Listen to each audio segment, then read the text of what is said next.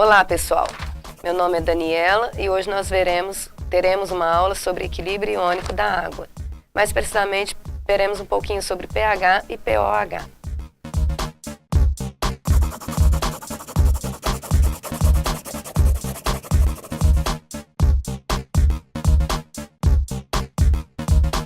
Bom, o que é o equilíbrio iônico? É para que haja o equilíbrio, tem que ser necessário as moléculas de água serem quebradas por um processo que vai haver a quebra das ligações intermoleculares, das ligações de hidrogênio. Então, com isso, a hora que a água quebra, ela vai produzir H+ e OH-, sendo a constante de equilíbrio Kw. Por quê? Porque nós faremos a concentração, como a água tem concentração constante, faremos a concentração de hidrogênio vezes a concentração do ânion hidroxila. Como está representado na equação aí, onde houve a dissociação da água, a quebra da molécula de água, produzindo o cátion hidrogênio e o ânion hidroxila, sendo a constante de equilíbrio em termos da concentração, igual a qualquer outra constante, como é o produto sobre o reagente, fica a concentração de H+, vezes a concentração de OH- dividido pela concentração de água. No caso, como a água tem concentração constante, nós a denominamos de Kw, onde vai ficar concentração do cátion hidrogênio vezes a concentração do cátion hidroxila. Uma vez a 25 graus Celsius, que é a temperatura ambiente, a concentração de hidrogênio e de hidroxila é 10⁻⁷, assim sendo a concentração de água será 10⁻14. Este equilíbrio faz com que o produto iônico da água seja sempre respeitado. Portanto, se nós adicionarmos o cátion hidrogênio, o que vai na água pura? A concentração de hidroxila reduzirá, para que mantenha a concentração de 10⁻14 constante. Por outro lado, se nós aumentarmos a concentração de hidroxila, a de hidrogênio reduzirá pelo mesmo motivo. Agora, o potencial hidrogeniônico, que é chamado de pH, que é um índice que vai indicar se o produto, a substância ou composto está em meio ácido, alcalino ou básico.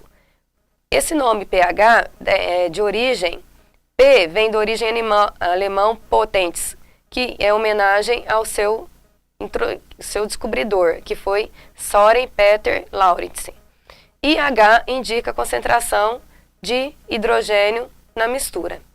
Portanto, para calcularmos um índice de pH, quer dizer, o potencial hidrogeniônico, basta fazermos o log negativo, ou quer dizer, o colog da concentração de hidrogênio. Caso queiramos saber o potencial de OH, basta fazer o colog da concentração de OH-. Como a soma da concentração de H+ e de OH- é sempre 10⁻14, a soma do pH com pOH sempre será 14. Para que saibamos se a solução no meio é ácido, básico ou neutro, tem uma escala, que é a escala de pH, que basta que ela vai de 0 a 14. Basta nós calcularmos o pH ou colocarmos a solução em um potenciômetro, onde fará a leitura do pH. Se esse pH ficar abaixo de 7, indicará uma solução ácida, devido ao motivo da concentração de hidrogênio ser maior que a concentração de hidroxila. Caso seja acima de 7, o meio será básico, que é também chamado de meio alcalino. Nesse caso, a concentração de H+ será menor que a concentração de OH-. E se ficar próximo de 7 ou 7, indicará meio neutro. Quer dizer, a concentração de hidrogênio será igual à concentração de hidroxila. Portanto, o meio não será ácido e nem básico. Quanto maior a concentração de H+, menor será o pH. Portanto, mais ácida será a solução. Agora, quanto maior a concentração de OH, maior será o pH, indicando uma solução mais alcalina.